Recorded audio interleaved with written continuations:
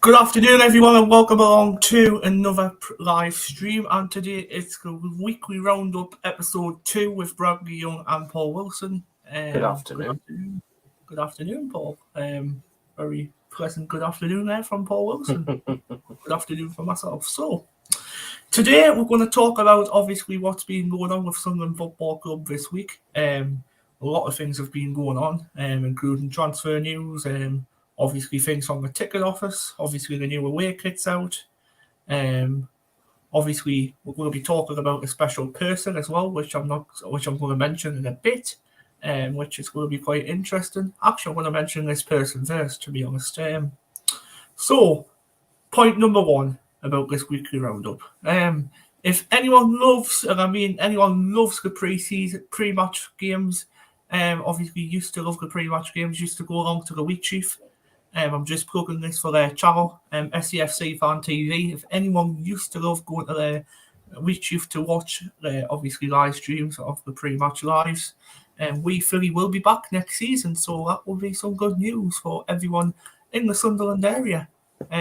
He will be at the game from Sunderland versus Ipswich Town, and he will be there from around 3:15. So make sure you'll be there on Sunday the 6th of August from 3:15. He'll be there. The man himself, Wee Philly. He'll be doing every home game this season. Obviously, he'll be doing every home game except from cup games, because he doesn't do cup games, I don't think. He just does every league game. So I can actually tell everyone his schedule, to be honest, what he does. So 3 o'clock kickoff. He's always in the Wheat Chief from about 1:15. So make sure you're there for about 1 o'clock. Make sure you're seated front of the come. Tuesday night games sometimes he does. So if it's a 7:45 kickoff, he will be there from about 5:45. So make sure you're there between 5:45 and 6 o'clock for him coming. I think he starts 6 o'clock on weekday matches. And yes, obviously if it was a Sunday and we kicked off at 12 o'clock, he will be there from 10:15 in the morning. So come down to the Wheat Chief, have a bit of cheeky banter, have a bit of a laugh. We all know what Wee Philly's like. We all know that. Obviously, Dave the Rave will be getting on the stage again next season, which I'll be looking forward to.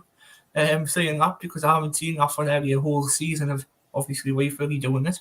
Because obviously the Wheat Chief's changed owners ever since Wee Philly's been there. Well, apparently the Wheat Chief has told him that he came up to do it. So that's brilliant news for obviously people who likes doing them sort of things, like myself, my mum and my dad, and other people don't know if Paul likes going to the pre-match live streams. Do you, Paul? Well, to be honest, I haven't been to one. No, I've been to one. I think you should go one time. I think it'd be class. Actually, it's class. Aye. So that's point number 1. Wee Philly will be back next season from the Wheat Chief. So point number 2 is obviously the ticket office. I've heard from obviously a statement was put out by Chris Waters himself. Obviously, liaison officer of Sunderland Football Club. He has put out for any people who has not obviously got a smartphone, can get a physical season card from the 19th of July from 10 a.m. at the SAFC ticket office. So make sure you're down to the SAFC ticket office by 10 a.m. on Wednesday, the 19th of July, if you prefer your season ticket. Yeah, Wednesday the 19th. If you prefer your season ticket physical instead of smartphone, because apparently Sunderland FC are now giving you the option, but they prefer you using technology, but they're giving you the option for physical as well. So if you want a physical season card, what you used to do, like obviously tap the reader on the card, get yourself in, do that. Well, obviously I think new turnstiles will be put in for obviously different ones. So obviously your phones will be at one side, and obviously the other side for your cards. It's all right, Paul. Don't worry about that. So Yeah, Paul, what you got to say on this about the ticket office? What's your thoughts on the ticket office lately? Do you think they're doing the job right, or do you think they're doing the job wrong, or what do you think? It's just odd actually because the way it came through, the Red and White Armies actually pushed the club to actually come out with that statement. You know, because the Red and White Army, you know, apparently according to them that they've been pushing the club Yeah, for ages to actually make a statement because yeah. they've not been happy with that, and even the club shop they've not been happy with the club on those two. Oh, someone sent us a friend's request. Oh, no, I'm not accepting your friend's request, Rosie. You can fuck right off. So sorry guys, no offense. So now we are going to be talking about club shop. The club shop is the most important one on the list for me. Obviously, open back up on the 12th of July, obviously at 10 a.m. Selling all the away kits. Obviously, if people hasn't seen the away kit, obviously, if I haven't got no smartphone, if anyone wants to show them, it's purple and pink with obviously purpley pink shorts. I think it looks good. I think it goes well, actually, the kit. People was complaining about the kit actually online when they saw it, but when you see it in person, when you look at it, it looks really, really, really good. So if you want to order one from the Sunderland store, it's £55 for adults. Obviously, it includes the spread exports, obviously, thingy on. Or if you want to pay an additional charge, you can get your name and number on the back for about £12.99, I think it is. Don't get me wrong if I'm wrong. I think it's £12.99 Yeah, for I think it is. Yeah. And obviously, if you want your AFL things on as well, it's about an extra £5 charge as well, £6 charge. But it is worth it at the end of the day for that. Or if people like to go on to different foreign websites like DHgate for simples, you can order tops from DHgate as well. I don't know if Paul knows about that website. You can get it on Amazon as well because I'm Yeah. actually sure there's. Yeah, you can get it from Amazon or you can get it from DHgate. But DHgate is really, really good because it's really reasonable prices. Obviously, it's not the real top. It's obviously a copy of the tops. It's like basically a copy of the tops, but copies of the tops actually look real. To be honest, actually look realistic when you look at them. So I wouldn't waste your money, guys. If you want to go to the club shop, but that's up to yourselves. But I would order mine off DHgate preferably. Because they're only about £8 to £9 off DHgate, believe it or not. So they are very, very cheap pricing. And apparently, when Lauren went down, she said that they were only allowing certain numbers of people in the club shop Yes, I at a heard that. time. I'm only getting 25 to 30 in at a time, apparently, looking around. So if you're going down to the club shop, guys, anytime this week or next week, I think it's shut today, though, but I think it's back open Monday, I think, 10 a.m. Yeah, it should be. Should be back open Monday. So if you're going down on Monday, make sure that obviously you get your tops and stuff, and obviously as well, I'm going to plug this as well to the club. Obviously, if you've got a season card, you get 10% off of all products. Obviously, if you are a new member this season, you will have to show them at least one thing of your direct debit. Obviously, if you haven't got no season ticket. So if you have a direct debit scheme up, please show them that Or a bank statement. or a bank statement. So to claim your 10% off at the club store. So next point is obviously the Ipswich game. Apparently, I've heard from the Spirit of 37. Obviously, that's obviously what we normally have for obviously our fan zones, for our banners and stuff. What we normally put outside on the football stadium. So obviously our fan displays. Apparently on the 6th of August, apparently they're setting up our first game of the campaign, a fan display I've been hearing. So if obviously you want to get involved in that, there'll probably be more details coming out soon for that. But I'm guessing it'll be about 11:30, 12 o'clock, meeting up outside the stadium, like, and obviously setting up for 5 o'clock before it kicks off. So Yeah, I think it will be. So Spirit of 37 are doing something for that game as well. Just keep checking their social media. Just keep checking out the social media, yeah, exactly. Sorry if I'm going through quite quick today, everyone, but we're going to get things quick and done because obviously there's more to talk about as well, not just Sunderland Football Club, because obviously transfers to talk about. There's a lot to talk about in this video. It might take about a good half an hour, 40 minutes to talk about them. So, the next one we're going to talk about is obviously the pitch. Obviously, ever since the concerts have been on like Beyonce and Pink, I think the pitch is looking in pretty good shape, to be honest. Looking pretty good in condition. Obviously, a photo. Yeah, it is. I've seen it. I seen it the other day. I was walking around the ground with Bowers. And the pitch is done. Aye, because obviously you can see through the open door. You can actually see there's an open door, and you can actually. Yeah, they actually left them doors open. Funniest thing is, don't tell anybody, guys, but I actually had a look. Don't tell anybody. Yeah, I'm not a wee figgy who goes down to the academy at night looking for Jim in the floor.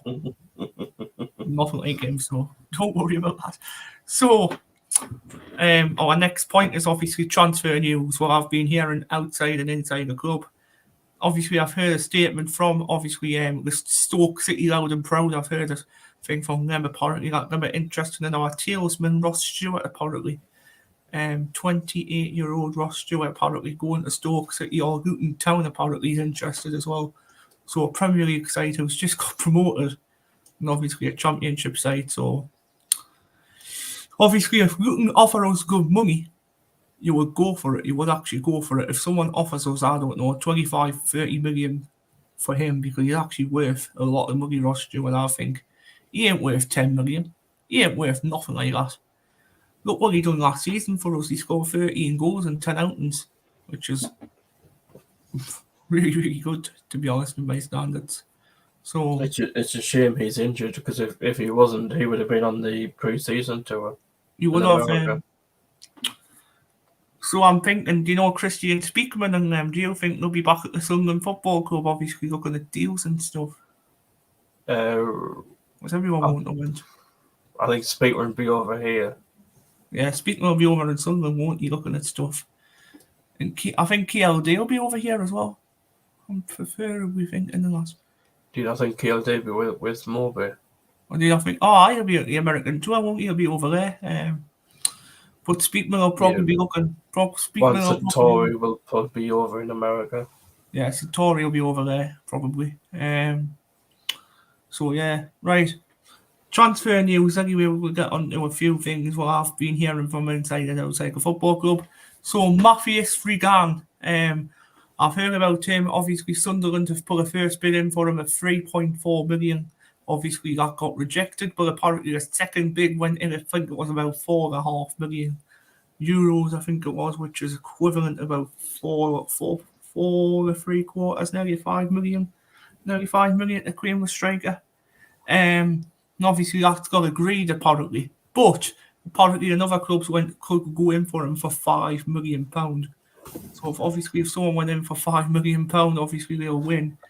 So Sunderland will have to go up a bit, 5.5 million. If something has to happen, or anything over 5 million to claim the win if the bid. But Matthias Frigan, obviously, Mad Mistake done a video on him before, so obviously you want to go and subscribe to him as well, the Mad Mistake, and he's got 2 channels as well. He's got the Mad Mistakes Visits, so subscribe to them as well. Really, really good channel. Has a laugh all the time. Obviously he's got competitions on as well, now and again for an LU soccer shirt, so get yourself in for that. So Matthias Frigan, Paul, what do you think? Do you think we should get him? I think we will. Do you think?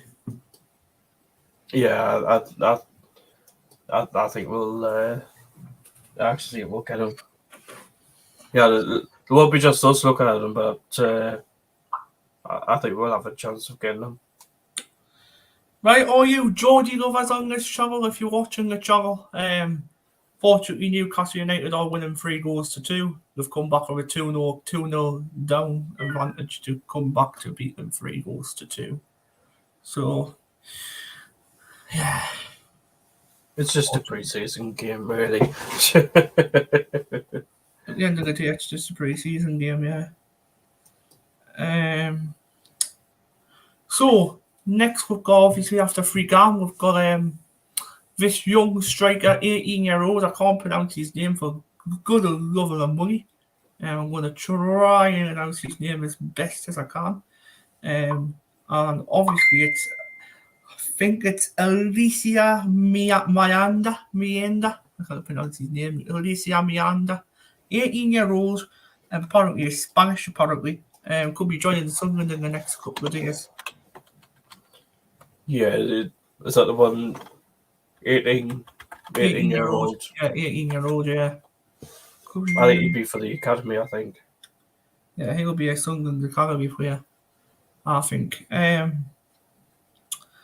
yeah, obviously Ross Stewart leaving as well. I think he might sign a contract, to be honest. I don't see him leaving in this summer window, believe it or not, because I think Christian Speakman actually agrees that he thinks that Ross Stewart's going to remain on their side. So, doesn't think that he's going to claim a move anywhere. Obviously, if he's injured as well, I don't think Alex Neil will be going in for him or anyone like that. I think it's a load of fake reports. Like, obviously, Alex Neil trying to snap him up, but obviously it's not true, so I don't think it's true. Apparently, as well, I've been hearing that Sunderland are in talks with a Manchester City goalkeeper, which is very, very interesting. That's interesting.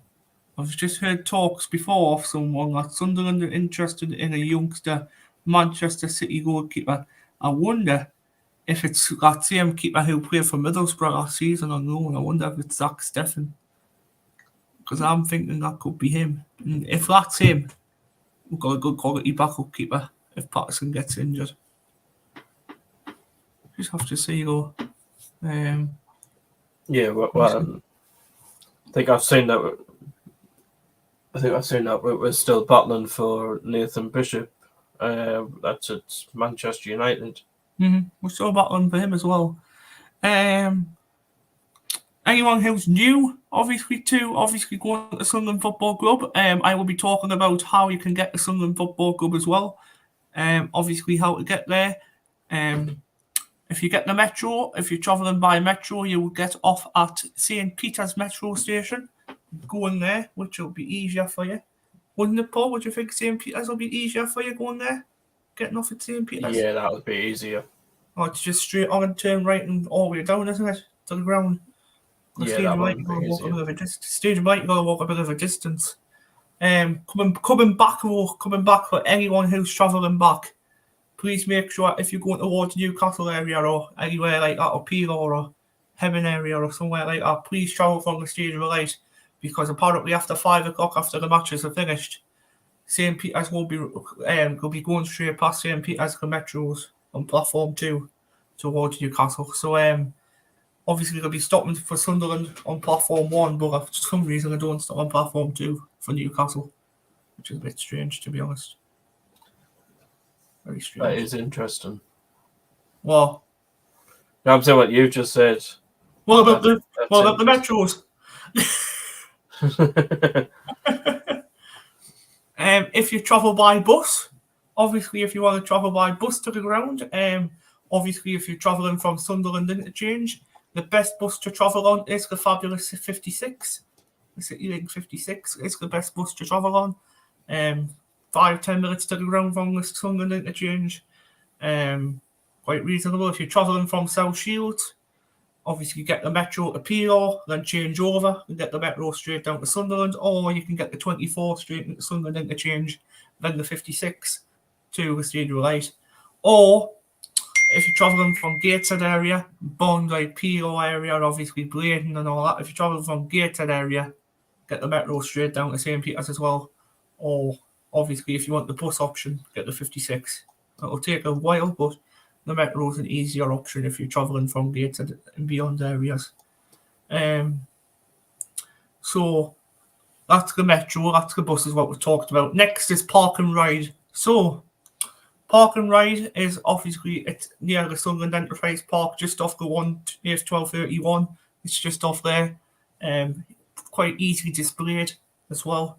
So obviously you can park in there in the park and ride, and obviously there's buses at the park to take you down to the ground. I think it's every 7 to 10 minutes. There's buses to take you down.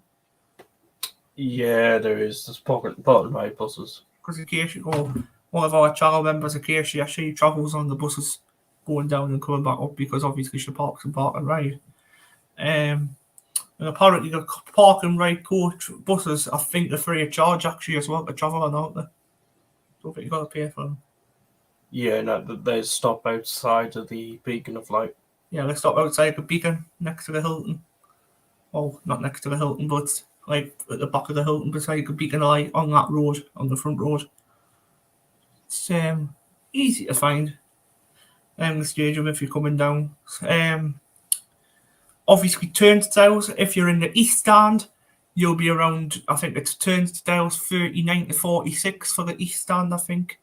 If you're in the south stand, it's from turnstiles 48 to 56, I think it is, for the south stand. If you're in the southwest corner, where Paul is and everyone else, I think it's turnstiles 6, 7, and 8, and 9, I think it is, I believe so. I'll have a look at my old season card. I'll look at your old season card and you can tell us. Yeah, turnstile 1 to 4. 1 to 4, I said 6, 7, and 8, but I got that wrong. 1 to 4 for the southwest corner.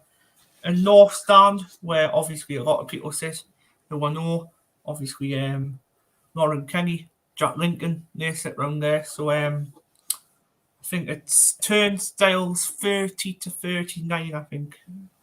Don't get me wrong on that. No, it's 24 to 30, I think it is. I think. Don't get me wrong on that, if it isn't. Obviously car parking. If you're travelling on the match day, I think you can get car parking at £10 per game. Or if obviously you want the whole season, it's £180. And if you're disabled, you can get a match day parking pass free of charge by obviously the football club, which obviously I've got a match day pass where I can just come to the ground, park in the ground, stay in the ground, so you don't have to worry leaving 10 minutes before the game finishes. And obviously you parked in the ground and you can get straight out. Well, not I would say straight out, because obviously after the game, there's bloody supporters coming left, right, and centre. And obviously cars have to remain for a good half an hour, 45 minutes for the supporters to go. And obviously, are you seeing them, Paul, when they shut the barriers? Like when they close the barriers off? Yeah, I was saying it. That's why me and my dad normally leaves 10 minutes before the end, so we can actually get out the bloody place. This is interesting. I've just seen this from James Copley. Right, okay. State of play at the moment. Jack Clark didn't train this morning in the USA after picking up a slight foot injury. Told it's not transfer related. No. From Sunderland's POV, no team has come remotely close to an acceptable fee during the summer, so for player is also happy. Yeah, Jack Clark will be happy. So tonight's game against San Antonio, 2 a.m. kickoff in the morning. I won't be disturbing my mum and dad, but I will be watching it downstairs and quiet. I'll be watching it on my own. So 2 a.m. kickoff if anyone's watching. So what's your predicted lineups, everyone, for tonight? Who would you play and who would you not play? That's the question. Who would actually get a run out tonight in this game? Because I think in America as well, I think it's going to be quite dark over in America as well, isn't it, Paul? Obviously. Yeah, I've seen the forecast over there. It must be red hot as well. And a lot of our fans actually is going across. Is actually over there now. Yeah, there will be. So, lineup tonight for me. Obviously, I'll start Anthony Patterson. There's no way who I would drop him. Anthony Patterson, I would start for the first half. Obviously, back four will be Bath, probably Triantis, Ballard, and Dennis Serkin. In your midfield, I'll go No, sorry, that back four is a bit rough. That's what I've predicted there. Like, Bath, Triantis. I'll put Human and Serkin in there.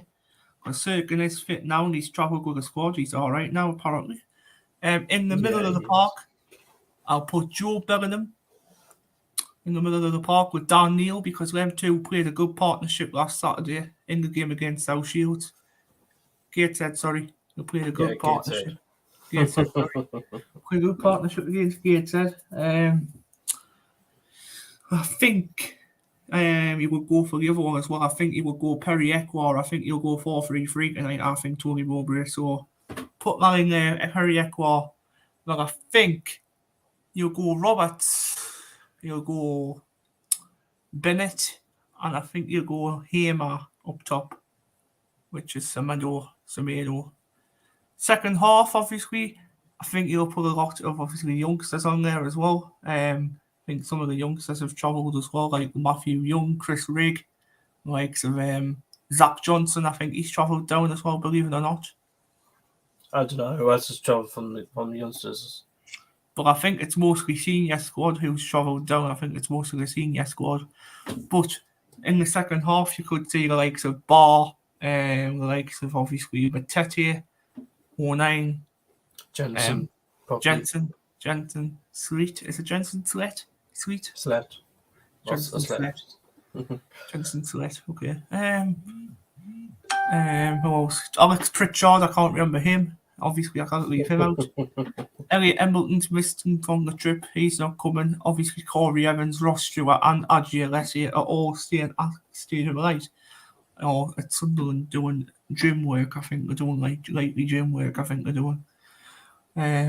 So yeah, very interesting. I've got a game on Thursday. I've got a game on Saturday next week as well. So quite a lot to look forward to. And obviously we've got a week's break. I'm back at the Stadium of Light on the 29th of July, kicking off against RCD Mallorca. 3 o'clock kickoff, and then and then on the Tuesday night we'll travel a short trip down the A19 to Hartlepool. This will play Hartlepool United. Then we're back up on the 6th of August to Sunderland against Ipswich, where we will kick off our championship campaign. So there's a lot to cover next week, I think, as well. But from our episode 2, I think that remains it for now from me and Paul Wilson. By the way, I've just read the Echo understands Adam Richardson is apparently out for 8 weeks. 8 weeks. 8 weeks. Be interesting what injury that is. He looked alright in the against Shields and Gateshead. Yeah. Right, anyway, guys, that's it from me. Please subscribe to the channel. Please like the video if you like it so far, the content. Take care. Goodbye for now, and we'll see you very soon. Goodbye for now. See you later.